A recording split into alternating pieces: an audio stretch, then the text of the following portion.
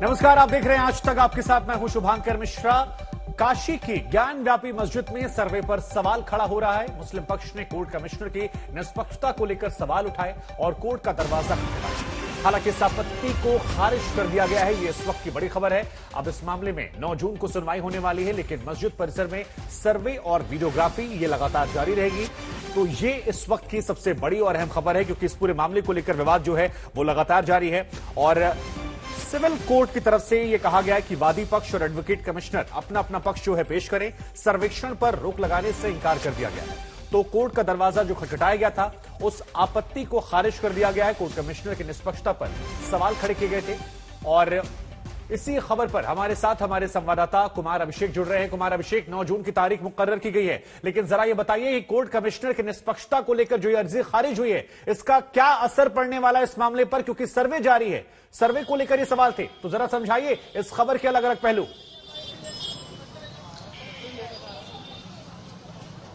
बिल्कुल शुभांकर, देखिए ये कोर्ट ने आज 9 तारीख की डेट तय की है।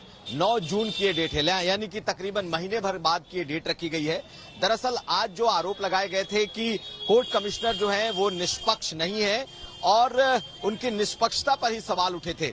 अदालत ने कहा है कि जब तक कोर्ट कमिश्नर का इस बारे में पक्ष नहीं सुन लिया जाता, तब तक इस पर कोई फैसला नहीं दिया जा सकता। लेकिन जो सर्वे है उसे नहीं रोका जाएगा। यानी कि जो मांग थी कि सर्वे भी रुके या फिर सर्वे को कोर्ट कमिश्नर बदला जाए, तो फिलहाल सर्वे तक न तो कोर्ट कमिश्नर बदला जा रहा है और ना ही सर्वे रोका जा रहा है। ये जरूर है कि अब अगली तारीख 9 जून की तय कर दी गई है, तकरीबन महीने भर बाद की। और तब जो कोर्ट कमिश्नर हैं वो भी अपना पक्ष रखेंगे कि उनके ऊपर जो सवाल उठ रहे थे उनका क्या कहना है।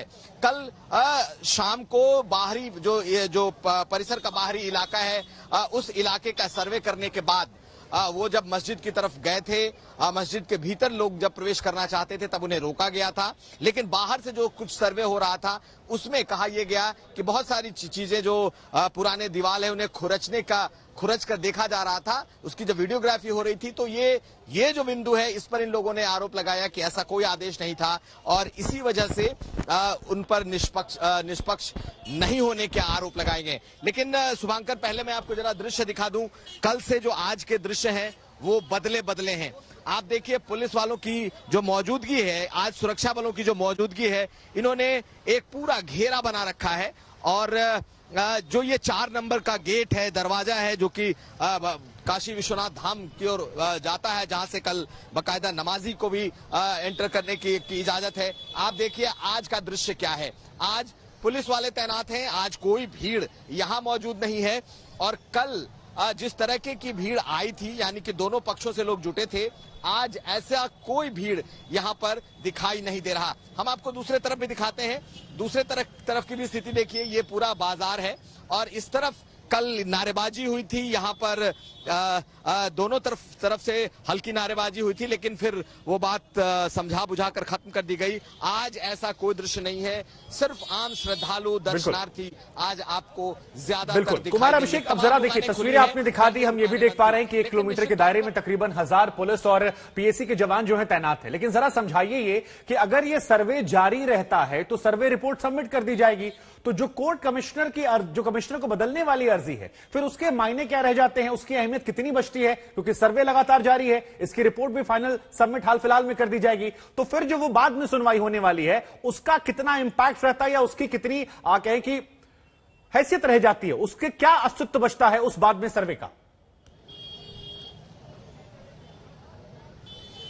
देखिए, कोर्ट कमिश्नर को अगर रोका नहीं गया तो बहुत ज्यादा उसके मायने बचते नहीं हैं, क्योंकि अगर कोर्ट कमिश्नर को इस बात की इजाजत दे दी गई कि वो सर्वे अपना जारी रखें और आज वो फिर सर्वे करेंगे और जरूरत पड़ी तो कल सर्वे करेंगे और जहां चाहे वहां जाकर सर्वे करेंगे, उसके बाद वो रिपोर्ट तैयार होगी। यानी कि 10 तारीख को जो स्थानीय अदालत है उसमें वो रिपोर्ट देनी है। अगर 9 तारीख को जब सुनवाई होगी, क्योंकि उनके ऊपर ये आरोप लगाया है मुस्लिम पक्ष ने कि वो निष्पक्ष नहीं है, ऐसे में उन्हें भी अपना पक्ष रखना होगा। अब 9 तारीख के बाद क्या उनके पक्ष को सुनने के बाद कोर्ट क्या फैसला लेगा, ये देखने वाली बात होगी। अगर कोर्ट कोई एडवर्स फैसला लेता है तब फिर ये पूरे इस सर्वे पर ही सवाल उठेंगे कि अगर वो निष्पक्ष नहीं थे तो ये सर्वे कैसे निष्पक्ष हो सकता है। खैर, ये एक हाइपोथेटिकल सिचुएशन है जो कि 9 तारीख के बाद तय होगी, लेकिन इस वक्त जो कोर्ट की मंशा हम कह लें वो साफ दिखाई दे रही है कि किसी भी तरीके से उसके जो आदेश हैं उसमें कोई बाधा नहीं होनी चाहिए, यानी कि जो सर्वे है वो यथावत रहेगा। कल भी हुआ था, आज भी होगा और हो सकता है कि कल भी हो। शुभांकर, आप बने रहिए हमारे साथ क्योंकि हम आपके पास लौटेंगे और खबरों पर आपसे विस्तार से बातचीत करेंगे, लेकिन फिलहाल दर्शकों को हमें बता दें कि इस मामले को लेकर सियासत भी तेज हो गई है। असदुद्दीन ओवैसी ने कहा है कि ये जो सर्वे किया जा रहा है ज्ञानवापी मस्जिद में, ये दरअसल एंटी मुस्लिम हिंसा को बढ़ावा देने वाला है। कई और आरोप उन्होंने लगाए हैं, 90 के दौर का जिक्र भी किया है, हम आपको सुनाते हैं। जिसमें कहा गया कि 15 अगस्त 1947 को जो रिलीजियस स्ट्रक्चर्स जो हैं, चाहे वो मस्जिद हो या मंदिर हो या जैन तबके के हो या सिखों के हो या ईसाइयों के हो या जिस किसी रिलीजियस प्लेस हो, उसको डिस्टर्ब नहीं किया जाएगा। वो नहीं किए, उनको तो चाहिए था कि कोर्ट को जाकर बताए। दूसरी बात यह है कि मोदी सरकार ये जानती है कि जब बाबरी मस्जिद सिविल टाइटल का जजमेंट आया, उसमें उस जजमेंट में यह कहा गया कि 1991 प्लेसेस ऑफ वर्शिप एक्ट को उन्होंने basic structure of the constitution से जोड़ दिया। तो ये सरकार की जिम्मेदारी थी, संवैधानिक जिम्मेदारी थी कि उस कोर्ट को बताए कि आप ये गलत कर रहे हैं। मगर क्योंकि आप नफरत की राजनीति करते हैं और आप हर नफरत में अपनी सियासी रोटी सेकते आए हैं, इसीलिए आपने खामोशी बनाए रखी है। वो बताए ना, बीजेपी बताए कि क्या वो 1991 places of religious worship act को मानती है, नहीं मानती है। मानना पड़ेगा, पार्लियामेंट से एक्ट है और सुप्रीम कोर्ट ने उसको कहा कि basic structure of the constitution से जुड़ा हुआ है। तो आसान शब्दों में वैसे कह रहे हैं कि इस पूरे मामले को लेकर सियासत की जा रही है, मुसलमानों के खिलाफ एक माहौल जो है वो लगातार बनाया जा रहा है। लेकिन ज्ञानव्यापी मस्जिद केस में व्यासपीठ भी कूद पड़ा है। काशी विश्वनाथ मंदिर के व्यासपीठ का यह दावा है कि जहां ज्ञानव्यापी मंदिर है उसकी जमीन का मालिकाना हक जो है वो तो उनके पास है। आज तक से खास बातचीत उन्होंने की और मालिकाना हक के दस्तावेज भी उन्होंने दिखाए, हम आपको ये भी दिखाते हैं। इस परिवार से ही पूछता हूं क्योंकि श्रृंगार गौरी के पूजन का अधिकार अभी तक सिर्फ इसी परिवार के पास था। साल में अगर एक दिन पूजा होती थी तो यही व्यास परिवार है जो उस पूजा को करता था। बाद में 5 महिलावादी जरूर गई वहां पर, जो कि जिन्होंने पूरे साल में उनके लिए हर दिन पूजा का अधिकार मांगा। लेकिन ये जो व्यास परिवार है जो पीढ़ियों से बाबा विश्वनाथ का जो व्यासपीठ है उसका महंत रहा है। ये बताइए कि आप लोग कब से श्रृंगार गौरी की पूजा कर रहे हैं, क्योंकि पहले तो एक दिन के लिए खुला और अब पूरे साल के लिए खुला है। हम लोग आनंद काल से पूजा करते चले आ रहे हैं, बोलिए जब से जो है हमारे पूर्वज लोग करते चले आ रहे हैं, उसी तरह से हम लोग करते चले आ रहे हैं 400-500 वर्षों से। तो क्या ये पूजा वहीं पर होती है जो आपने हमें तस्वीरें दिखाई थी? जी वहीं पर होती है पूजा। श्रृंगार वहां तो कोई मंदिर है नहीं? जो मंदिर बना हुआ है दीवार में ना सारी मूर्तियां, तो उन्हीं में श्रृंगार गौरी का भी मूर्ति है जो आपको हमने फोटो दिया। उनमें मुखौटा लगाया जाता है हर साल जो है, और जो दर्शन होता है फिर उसके बाद रात में मुखौटा आरती पूजा करके उसको हटा दिया जाता है और उसके बाद फिर वो बिल्कुल चबूतरे की तरह हो जाता है। हाँ, चबूतरे में ही है वो। वो मंदिर जैसा नहीं, मंदिर का शक्ल नहीं है। मंदिर के लिए लोग किए थे लेकिन मंदिर के लिए ऑर्डर नहीं भी मिला है। अब उसके लिए आगे जो भी हो, सरकार जो भी करे, मंदिर बनने के लिए बहुत लोग जो है उसके लिए। ये बताइए वकील साहब इंद्र प्रकाश श्रीवास्तव जो कि इस व्यासपीठ के वकील हैं हमारे साथ हैं। वकील साहब ये बताइए कि ये जो श्रृंगार गौरी की पूजा से ही ये पूरा मामला शुरू हुआ है इस बार, क्योंकि ये 5 वादी हैं जो कि गई थी महिलाएं और उसके बाद से सर्वे की बात आई है। तो एक तो इस सर्वे को आप लोग किस तरीके से देखते हैं, दूसरा ये कि ये जो श्रृंगार गौरी का जो विवाद है, क्या ये बिल्कुल नया है या बहुत पहले से चल रहा है? ये श्रृंगार गौरी का विवाद इस समय नया है। पहले कुछ शरणार्थी पहले दर्शन पूजा वगैरह बंद कर दी गई थी, केवल चैत नवरात्र को ही एक दिन करी गई थी, समझे गए। उसके बाद ये नया चालू हुआ है कि रोज उसकी पूजा किया जाए। अभी नया बात दाखिल किया है, कुछ महिलाओं ने दाखिल किया है, बाकायदा उससे वकील कमिश्नर और नियुक्त हुए हैं। उसमें हम लोगों को फरीक मुकदमा भी नहीं बनाया गया है, जबकि ओनर्स हम लोग हैं, पुजारी हम लोग हैं। हम लोग को आवश्यक पक्षकार होने के बाद भी उस पक्षकार नहीं बनाया गया है। क्यों, आपको क्यों लगता है ऐसा? क्यों है कि आपको क्यों अलग रखा गया? आप तो उसके पुजारी हैं। हाँ, तो अभी क्या कारण है? साजिश के तहत हम लोग को पार्टी नहीं बनाया गया है। हमको तो पार्टी कॉर्पोरेट करना चाहिए ना पार्टी मुकदमे में, कि श्रृंगार गौरी की ओनरशिप इनके पास है, इनसे भी कुछ लिया जाए, देखा जाए, समझा जाए। हम श्रृंगार गौरी की पूजा पीढ़ियों से हो रही है, पीढ़ियों से हो रही है, पीढ़ी दर पीढ़ी है। ये मतलब अनादिकाल से ही व्यास परिवार के पास में है। इस समय व्यास पीढ़ के उत्तराधिकारी बाबू जितेंद्र नाथ हैं, योगेंद्र नाथ जी हैं और आशुतोष व्यास जी हैं। हम आपको बता दें कि ज्ञानव्यापी मस्जिद के सर्वे के साथ ही सियासत का मीटर जो है वो डाउन हो गया है। कई नेता हिंदू मुसलमान वाले बोल के साथ कूद पड़े हैं। ओवैसी और कांग्रेस के नेता धर्मस्थल कानून का हवाला देते हुए सुप्रीम कोर्ट के आदेश को इस पर चोट बता रहे हैं।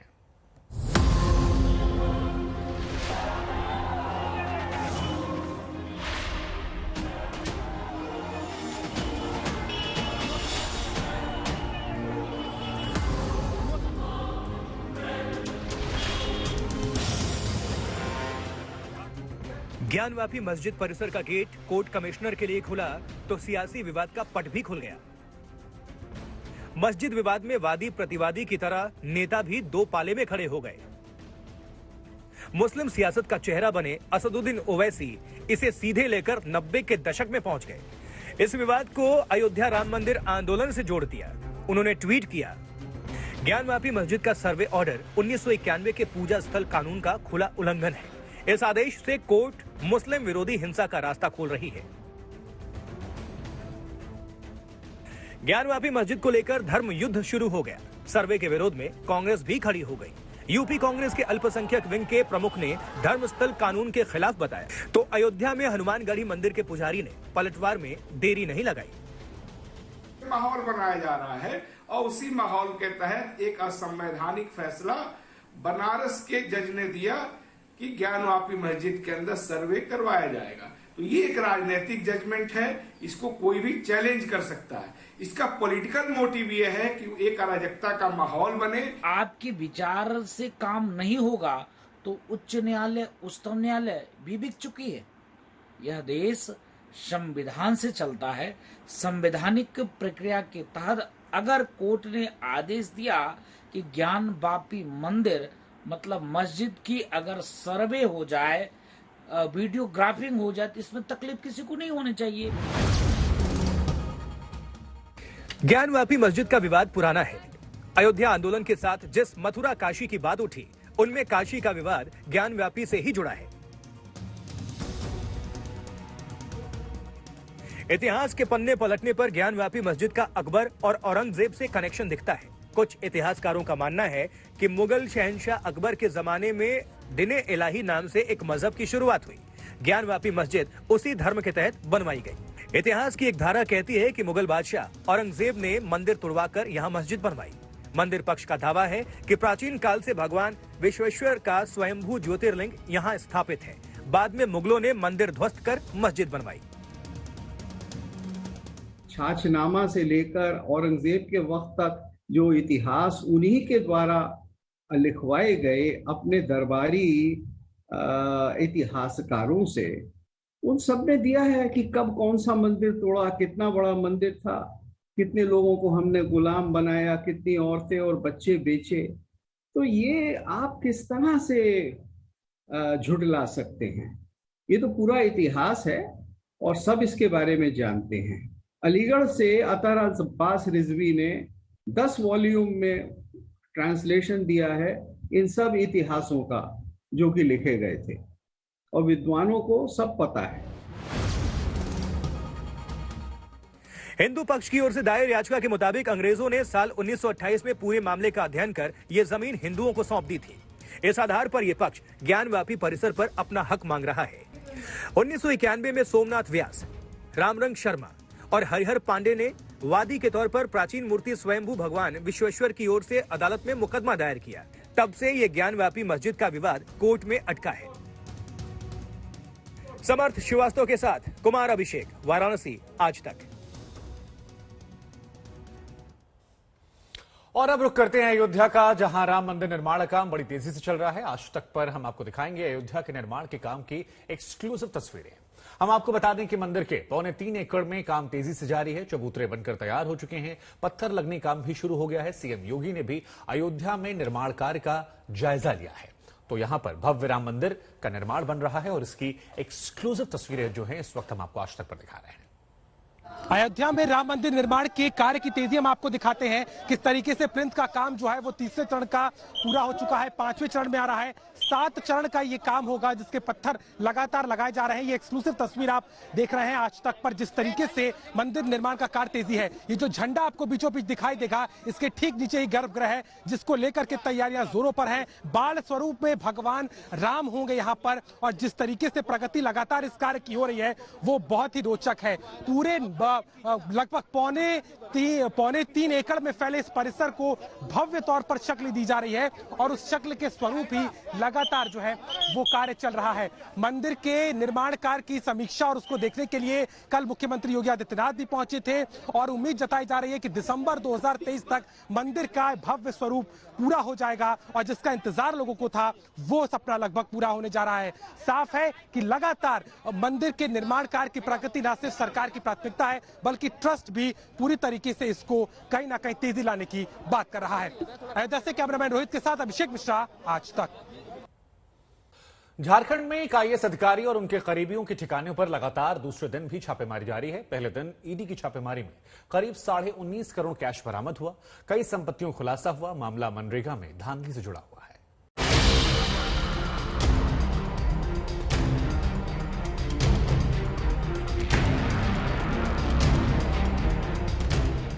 नोटों के इन बंडल को गिनते रह जाएंगे। इतने नोट हैं कि बिना मशीन के नोटों की गिनती तो सोचना भी बड़ा सिरदर्द है।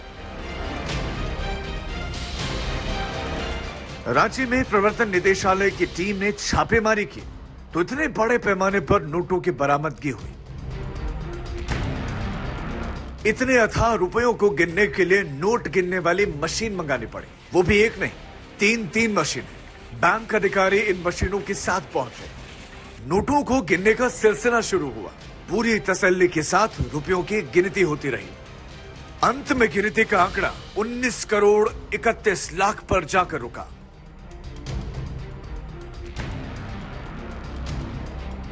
करोड़ों के नोट बरामद हुए तो हड़कंप मच गया। सीआरपीएफ जवानों की तैनाती कर दी गई। गिनती के बाद नोटों को बक्से में भर भर कर अधिकारी ले जाने लगे। देर तक ये सिलसिला चलता रहा। जो आधिकारिक सोर्स हैं ईडी के, उनके द्वारा उनकी बातों को अगर माना जाए तो 19 करोड़ 30 लाख रुपया जो है उसकी बरामदगी की बात आ रही है।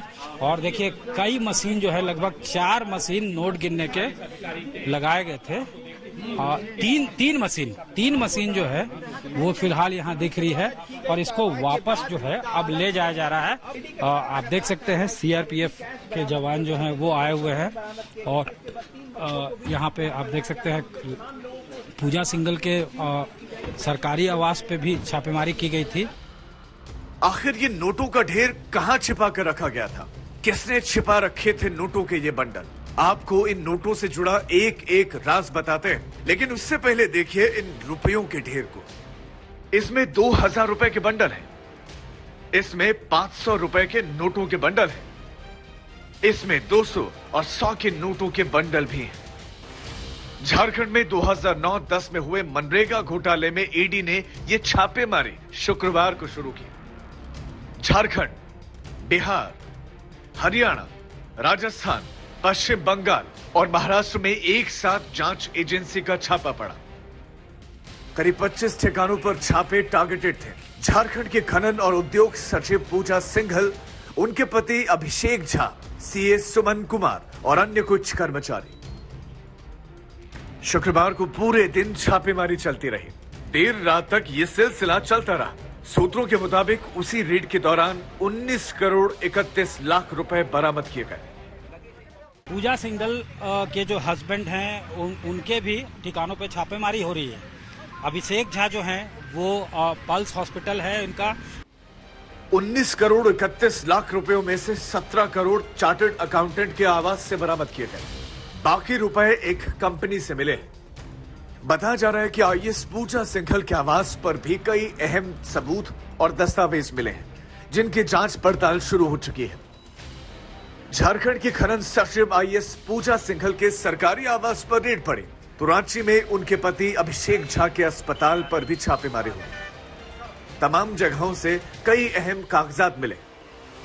पूरे मामले में सबसे अहम जानकारी ये मिली है, पूजा सिंघल और उनके पति के खिलाफ जारी छापेमारी में करीब 150 करोड़ के निवेश के कागजात बरामद हुए हैं। खबरों के मुताबिक रांची के अलावा कई महानगरों में संपत्ति का पता चला है। कई फ्लैट्स में निवेश के सबूत मिले हैं। हालांकि ईडी से अब तक इसकी आधिकारिक पुष्टि का इंतजार है। झारखंड के रांची, धनबाद, खूंटी में ईडी अधिकारियों ने घोटाले को लेकर सबूत खंगाले तो एक टीम बिहार के मुजफ्फरपुर में भी गई। यह आईएएस अधिकारी पूजा सिंघल के ससुर का आवास है। जांच एजेंसी ने यहां भी शुक्रवार को तलाशी अभियान चलाया। अब आज लगातार दूसरे दिन भी छापेमारी जारी है। इंतजार है कि मनरेगा से जुड़ी धांधली में जांच का दायरा कहां तक पहुंचता है। दिव्येश सिंह, दिल्ली से मुनीश पांडे के साथ सत्यजीत कुमार, रांची, आज तक। 19 करोड़ 31 लाख रुपयों में से 17 करोड़ चार्टर्ड अकाउंटेंट के आवास से बरामद किए गए। बाकी रुपए एक कंपनी से मिले। बताया जा रहा है कि आईएएस पूजा सिंघल के आवास पर भी कई अहम सबूत और दस्तावेज मिले हैं, जिनकी जांच पड़ताल शुरू हो चुकी है। झारखंड की खनन सचिव आईएएस पूजा सिंघल के सरकारी आवास पर रेड पड़ी तो रांची में उनके पति अभिषेक झा के अस्पताल पर भी छापेमारी हुई। तमाम जगहों से कई अहम कागजात मिले। पूरे मामले में सबसे अहम जानकारी ये मिली है, पूजा सिंघल और उनके पति के खिलाफ जारी छापेमारी में करीब 150 करोड़ के निवेश के कागजात बरामद हुए हैं। खबरों के मुताबिक रांची के अलावा कई महानगरों में संपत्ति का पता चला है। कई फ्लैट्स में निवेश के सबूत मिले हैं। हालांकि ईडी से अब तक इसकी आधिकारिक पुष्टि का इंतजार है। झारखंड के रांची, धनबाद, खूंटी में ईडी अधिकारियों ने घोटाले को लेकर सबूत खंगाले तो एक टीम बिहार के मुजफ्फरपुर में भी गई। यह आईएएस अधिकारी पूजा सिंघल के ससुर का आवास है। जांच एजेंसी ने यहां भी शुक्रवार को तलाशी अभियान चलाया। अब आज लगातार दूसरे दिन भी छापेमारी जारी है। इंतजार है कि मनरेगा से जुड़ी धांधली में जांच का दायरा कहां तक पहुंचता है। मुंबई से दिव्येश सिंह, दिल्ली से मुनीश पांडे के साथ सत्यजीत कुमार, रांची, आज तक।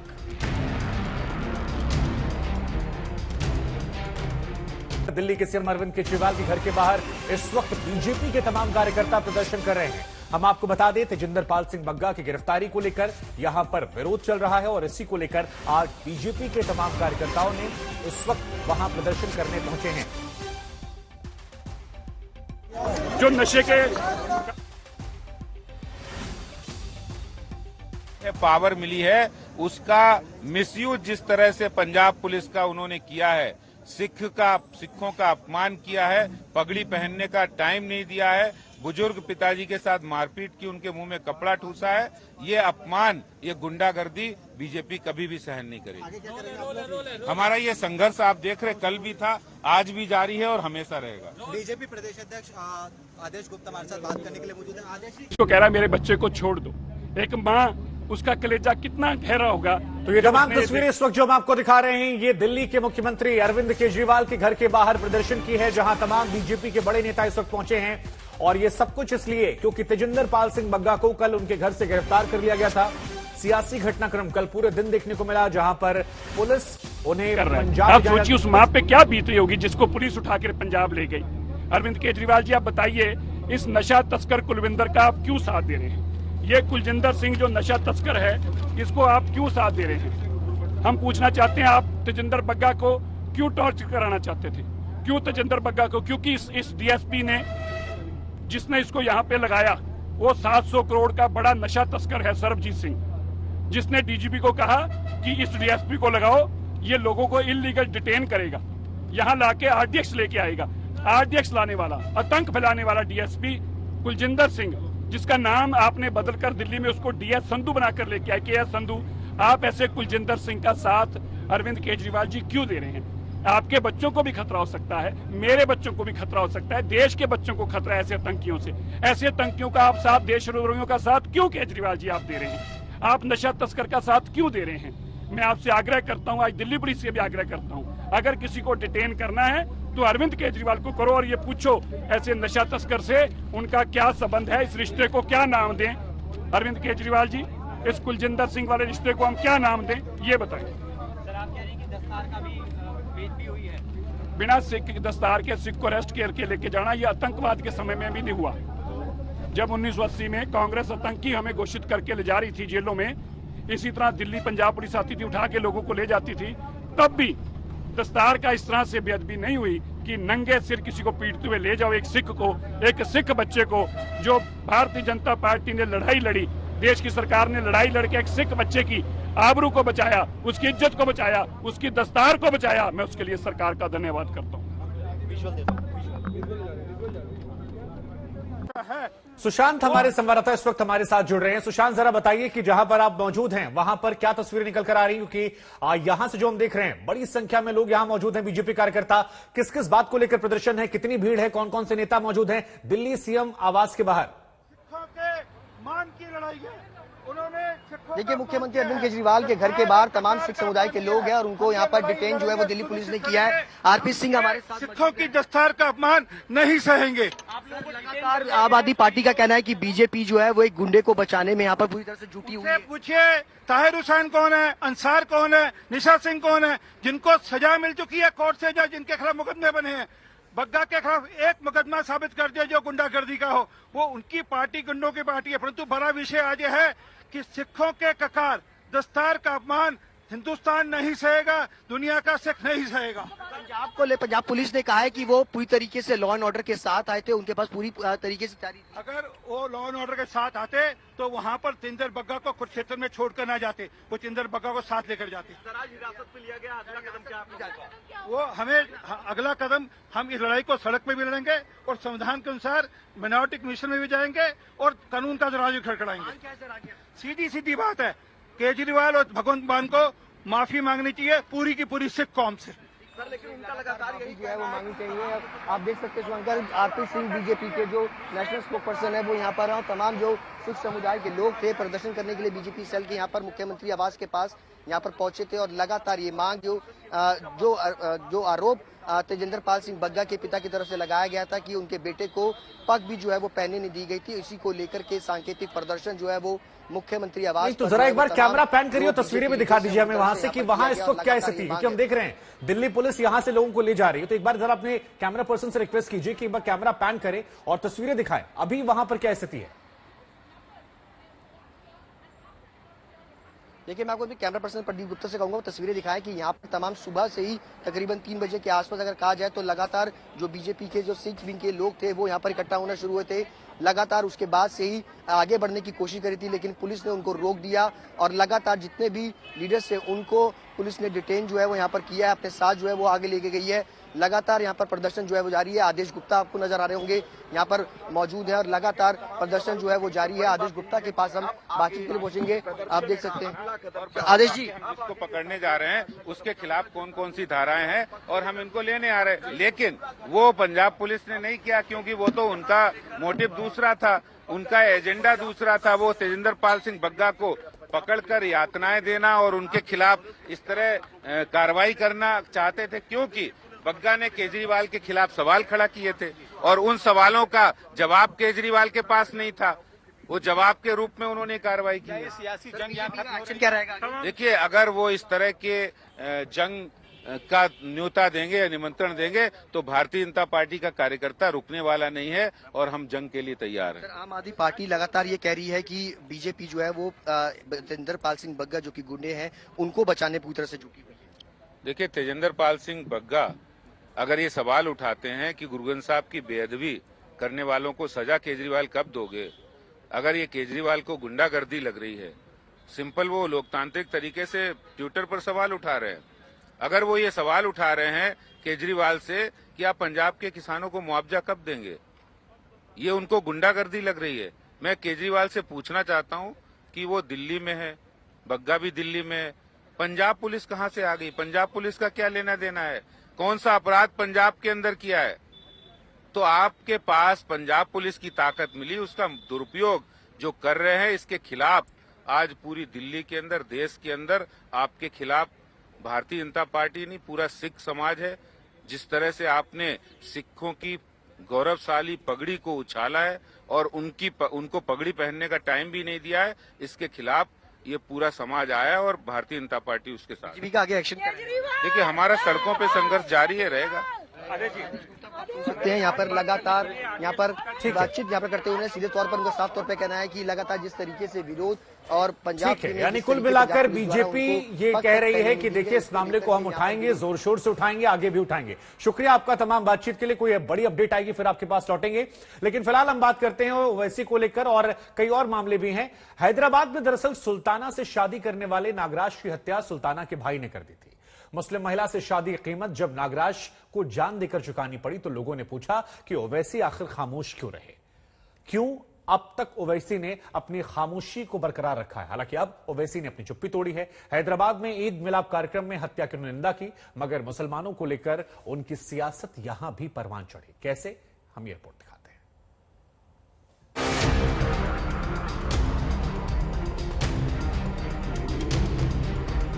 वो जो वाकया सरूनगर में हुआ, मजलिस इत्तेहादुल मुस्लिमीन उसकी मजम्मत करती है, कंडेम करती है।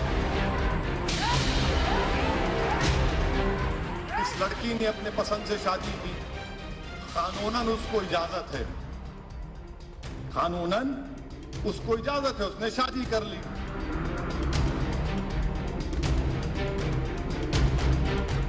तो उनके भाई को ये कोई जवाज उनके पास नहीं है कि वो जाकर उस बच्ची के शौहर का कत्ल करे। वो पसंद नहीं था, ठीक है, आप मुंह फेर लेना था, मैं पसंद नहीं, ठीक है जाओ तुम, मगर आपने जुल्म किया, गलत हरकत की और मजलिस इसका कंडेम करती। मगर आपको इख्तियार नहीं है कि आप जाकर उस बच्ची के शौहर को कत्ल कर दें। जुल्म है, ये याद रखो, डरो अल्लाह से।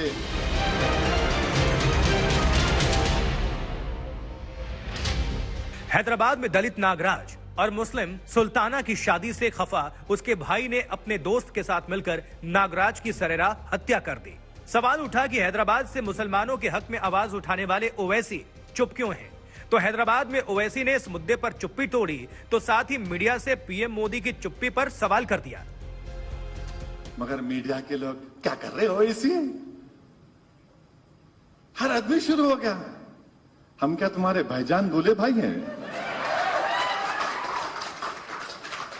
क्या? ओवैसी क्या कर रहे, क्यों नहीं बोले ओवैसी अब तक? पूछो उनको क्या हो रहा है। ये मैं उनसे पूछ रहा हूं, मोदी नहीं बोलेंगे, आपके डैडी अब्बा नहीं बोलेंगे कुछ भी, जहांगीरपुरी के बारे में मोदी नहीं बोलेंगे वजीर आजम के तौर पर। आगे ओवैसी एक बार फिर मुस्लिम एजेंडे पर आ गए, मगर आप ये मत समझिए कि ओवैसी की बात हैदराबाद में नागराज की हत्या करने वाले सुल्ताना के भाई की निंदा करने तक सीमित थी। ओवैसी ने हिंदुओं और मुसलमानों की शादी के कानून का जिक्र कर इशारों में यह बताया कि अगर दो हिंदू महिला पुरुष शादी करें और दो मुस्लिम महिला और पुरुष, तभी दोनों शादियां वैलिड होती हैं। तो मुसलमानों में निकाह दो मुस्लिम मर्द और औरत में ही निकाह हो सकता है ना? ये एक्ट है, शरीयत application act. Hindu marriage act में दो हिंदुओं के दरमियान शादी होती, चाहे स्पेशल मैरिज एक्ट का भी प्रोविजन उसमें है। यहां पर इस लड़की ने अपने पसंद से शादी की, कानूनन उसको इजाजत है, कानूनन उसको इजाजत है, उसने शादी कर ली।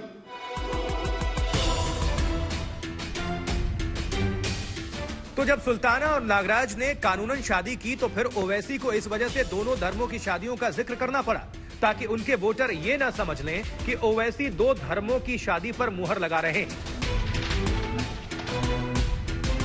मगर ओवैसी साहब, आप सुल्ताना को भी सुन लीजिए। अगर आपको दो मुसलमानों की शादी ही जायज लगती है तो नागराज सुल्ताना की खातिर धर्म बदलने को भी तैयार था, मगर उसके घर वाले नहीं माने। लेकिन राजू ऐसा बोले कि उन्होंने भी मुस्लिम में कन्वर्ट होते बोले मेरे लिए, लेकिन फिर भी घर पे नहीं माने सर। मेरे भाई अकेले नहीं माने शादी के लिए। ऐसा इस वजह से क्योंकि नफरत सिर्फ एक तरफ से नहीं फैलाई जा रही है, और बात शायद हिंदू मुस्लिम की नहीं, नागराज का दलित होना भी शायद सुल्ताना के घर वालों को खटक रहा था। वहीं एक मुस्लिम के हाथों नागराज की हत्या ओवैसी की सियासत पर भी गहरी चोट है। समझिए कैसे। यूपी में हाल ही में हुए चुनाव में ओवैसी ने जन भागीदारी मोर्चा बनाया था। उन्होंने एक दलित को मुख्यमंत्री बनाने का ऐलान किया था। वहीं बिहार में 2020 के चुनाव में उन्होंने बीएसपी के साथ गठबंधन किया था। दलित नागराज की हत्या ओवैसी के मुस्लिम दलित गठजोड़ पर भी तगड़ी चोट है, लिहाजा ओवैसी को इसकी निंदा करनी पड़ी। कानूनन जुर्म है, इस्लाम में बदतरीन जुर्म कत्ल है, बदतरीन जुर्म कत्ल है। याद रखो आप, जो मासूम लोगों का कत्ल करता है वो उसी हालत में अल्लाह के दरबार में खड़े होगा हिसाब किताब के दिन कि या अल्लाह ये फलां शख्स मुझे मारा था, अब तू मेरा हिसाब कर। आपने क्यों मारा उस बच्चे को? मैं कंडेम करता हूं, खुला खुला बोल रहा हूं आपको। अब चाहे ओवैसी शादियों का एक्ट समझाते हुए इसकी कितनी ही निंदा करें, हैदराबाद में दो प्यार करने वालों का इतना भयानक अंजाम हुआ कि इस नफरत की वजह से कोई और सुल्ताना किसी नागराज के साथ शादी करने से पहले 100 बार सोचेगी। आशीष पांडे, हैदराबाद, आज तक। ओवैसी जो इन दिनों मुस्लिम कार्ड खेलने में जरा भी नहीं चकते, फिर मामला यूपी में बुलडोजर चलने का हो या फिर मध्य प्रदेश में पत्थरबाजी के खिलाफ कार्रवाई करने का, ओवैसी पर हर घटना को मजहबी चश्मे से देखने के आरोप लगते हैं। और इसी बीच तेलंगाना में चुनावी माहौल गर्म हुआ तो ओवैसी ने ईद मिलाप पर वोट का हिसाब किताब लगा दिया। This is one of the most corrupt government, ये सबसे भ्रष्टाचारी सरकार है। तेलंगाना में 6 महीने बाद चुनाव है। महबूब नगर में 2 दिन पहले बीजेपी अध्यक्ष जेपी नड्डा ने केसीआर की तेलंगाना सरकार पर जमकर प्रहार किए। वहीं अगले ही दिन राहुल गांधी ने वारंगल में टीआरएस को हराने की हुंकार भरी। टीआरएस को चुनाव में हराएंगे और सीधी कांग्रेस पार्टी और टीआरएस की लड़ाई होगी। इन सब के बीच ईद मिलन के मौके पर जब असदुद्दीन ओवैसी हैदराबाद में सामने आए तो उन्होंने तेलंगाना से लेकर महाराष्ट्र, बिहार, दिल्ली और यूपी तक में अपने सियासी मंसूबों को फिर से जाहिर कर दिया। और इसके लिए उनका मैसेज साफ था। मुसलमानों से ओवैसी ने कहा, अगर अपने खिलाफ नफरत के तूफान को थामना चाहते हो तो कथित सेकुलर पार्टियों का नहीं, AIMIM का नुमाइंदा चुनो।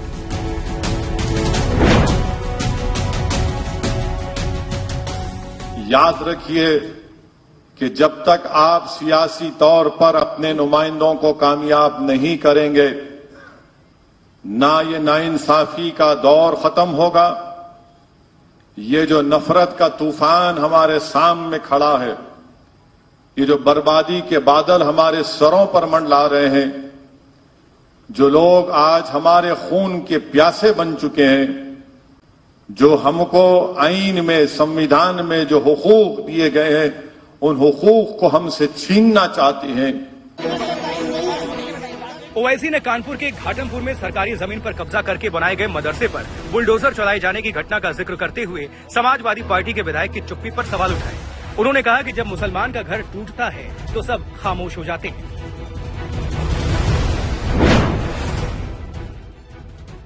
उत्तर प्रदेश में आज 100 साल से पुराना जामिअतुल अशरफिया मदरसे में 50 साल पुरानी एक इमारत को बुलडोजर से डिमोलिश कर दिया गया, मुनहदिम कर दिया गया। वहां का मुकाम रुकन असेंबली समाजवादी पार्टी का है, एक बयान तक नहीं देता। घर की हिफाजत या तो कुत्ता करता है या चपरासी करता है, तो कम से कम मजलिस इत्तेहादुल मुस्लिमीन को इन दोनों में से एक तो बना लो आप। जहांगीरपुरी में जब बुलडोजर चला तो ओवैसी वहां का हाल जानने पहुंचे। केजरीवाल पर निशाना साधा कि उनकी पार्टी का कोई नेता वहां क्यों नहीं पहुंचा। अब वो यूपी से MP तक बुलडोजर के अत्याचार को लेकर विक्टिम कार्ड खेल रहे हैं। जहांगीरपुरी दिल्ली में दिल्ली का बीजेपी का सदर खत लिखता है कि फुला फुला लोग पत्थर फेंक रहे थे, इनके घर को तोड़ दिया जाए। दूसरे दिन बुलडोजर पहुंच जाता है। कहां गए वो लोग? कोई नजर नहीं आया जहांगीरपुरी में। बिहार में मिली कामयाबी के बाद ओवैसी लाख अपील करें, मुस्लिम वोट उनके खाते में आने से कतरा रहा है। यूपी में 97 प्रत्याशी उतारे मगर जीत का आंकड़ा 0 रहा। पूरे सूबे में आधा फीसदी वोट भी नहीं मिला मगर ओवैसी का अरमान अभी बाकी है। डेमोक्रेसी के नाम पर वो बार बार केंद्र सरकार को संविधान का पाठ पढ़ाते हैं मगर मुस्लिम वोट की खातिर उनकी चिंता मजहब को लेकर कहीं ज्यादा बड़ी है। मेरा कल्चर, मेरा हिजाब, मेरी नमाज, मेरी दाढ़ी, मेरी शादी, मेरा तलाक आर्टिकल 29 का हिस्सा है। और फिर संविधान के आइन के पार्ट 4 में क्या कहा गया कि दौलत पूरे मुल्क में बराबर बांटी जाए। ओवैसी ने ईद मिलाप के नाम पर यह बैठक बुलाई थी मगर मकसद साफ था, अपनी सियासत को हैदराबाद से पूरे देश में मजबूत करना और इसके लिए जरूरी था कि देश हित के मुद्दे भी उठाए जाएं। कोरोना को लेकर जारी WHO के आंकड़ों पर ओवैसी ने केंद्र सरकार को घेरा। WHO ने अब फिगर दिया है कि मुल्क में कोविड की पहली और दूसरी वेव में 40 लाख लोग मरे हैं। आप मेरे से पूछो, अगर मैं आपसे एक सवाल करूंगा, यहां पर जितने लोग बैठे हैं, आपके पड़ोस में अगर 4 घर हैं, उसमें से क्या हर घर में कोरोना की मौत नहीं हुई? कब्रिस्ताना भर गए। शमशान घाट में जलाने के लिए गाड़ियां ठहरती थी मगर देश के प्रधानमंत्री बोल रहे हैं नहीं नहीं, 40 लाख नहीं, सिर्फ 4 लाख चिल्लर मरे। करीब 1 घंटे की स्पीच में ओवैसी के निशाने पर कांग्रेस ही नहीं, समाजवादी पार्टी और आम आदमी पार्टी रही। ये पार्टियां हैं जिन्हें मुस्लिम समुदाय अलग अलग राज्यों में बीजेपी के विकल्प के तौर पर देखता है। ओवैसी की नजर मुस्लिम वोटर्स को उनके खेमे से तोड़कर अपने पाले में लाने पर है। यही उनकी सियासत की कामयाबी की कसौटी है।